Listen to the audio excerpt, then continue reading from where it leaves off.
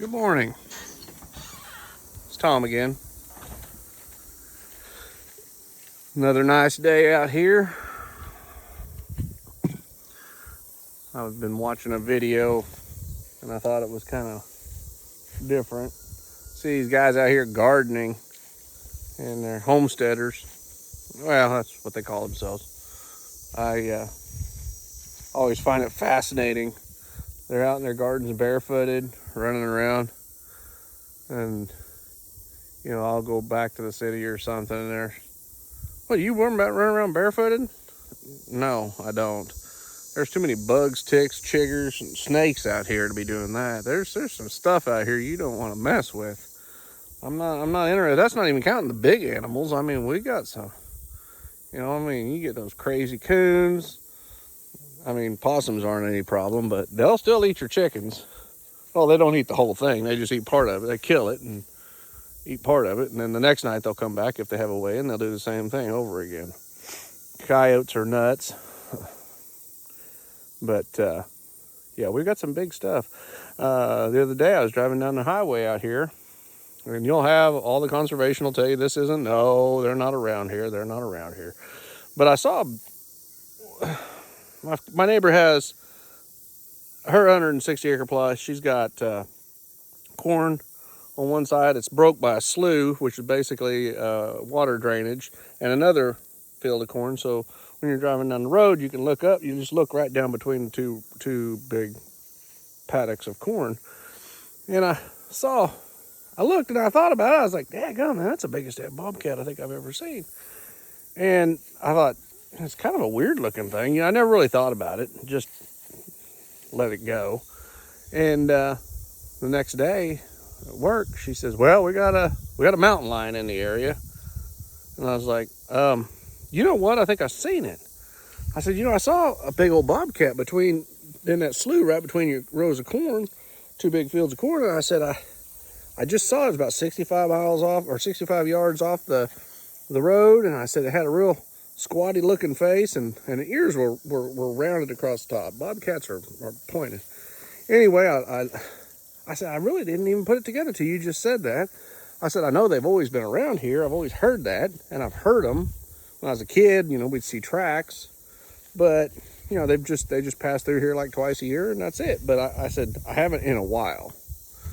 And she said, well, we have one now. So, anyway, she said she could hear it crying out there, and then all I've ever heard them do is scream, and, that'll make the hair stand up on the back of your neck. But you talk to anybody else at conservation or whatever, and they're like, oh, yeah, they're not around here.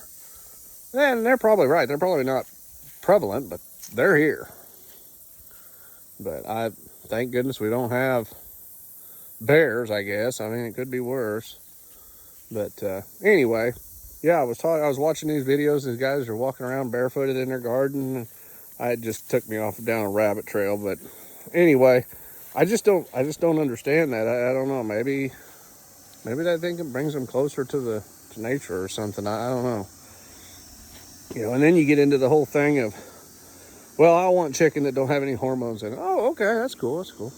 I want beef that's grass-fed. I'm not sure you've ever had grass-fed beef. It don't taste that great. If you don't finish them off with some kind of grain, I'm not saying run them on grain the whole time.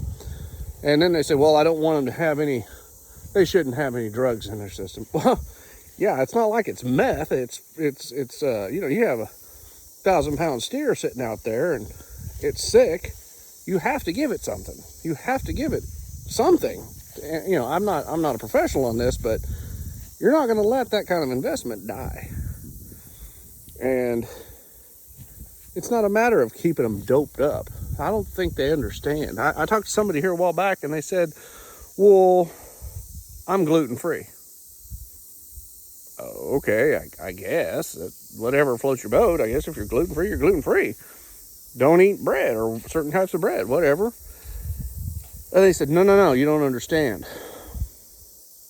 We don't even want grain-fed cows because, well, there's wheat involved. Oh. not sure you understand how this works. You're not eating wheat, you're eating beef. And the fat, yes, I understand there's fat involved. But it's not like, it's not bad for you. I mean, I don't know. Maybe, and the taste is, it's like eating shoe leather, but whatever. If that's what you want, I mean, that's fine. I just want to like something that I eat. But I hung around with some Amish. We were working on jobs together here. Oh, it's been over a year now. And they don't understand any of that. They don't get it. You know, they would bring a jar of milk with them to work. And that one, he brought in some brown milk, and it was starting to turn a little brown. And I said, what in the world is that? And he says, well, it's milk. He said, it's just starting to get a little old. He said, we try to keep it cool as we can.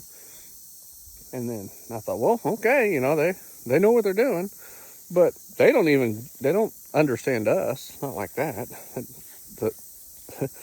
To them, we're goofy, but anyway, I don't know. It's just different people want different things, and that's fine. I mean, I understand health. I mean, I read a thesis on sugar one time. It's terrible. Regular, bleached out regular sugar is not good for you. Not at all. It's really, really bad for you, as a matter of fact. But, people use it every day.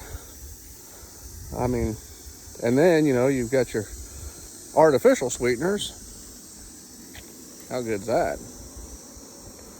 I don't know. We try to stay like with honey, and we do the best we can with that, but there's still only so much you can do.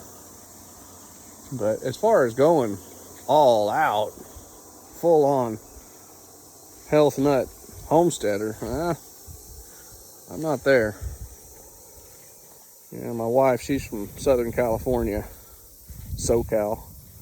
She cracks me up. She says, you sound more like a redneck than anybody I ever heard in my life. I don't hear it.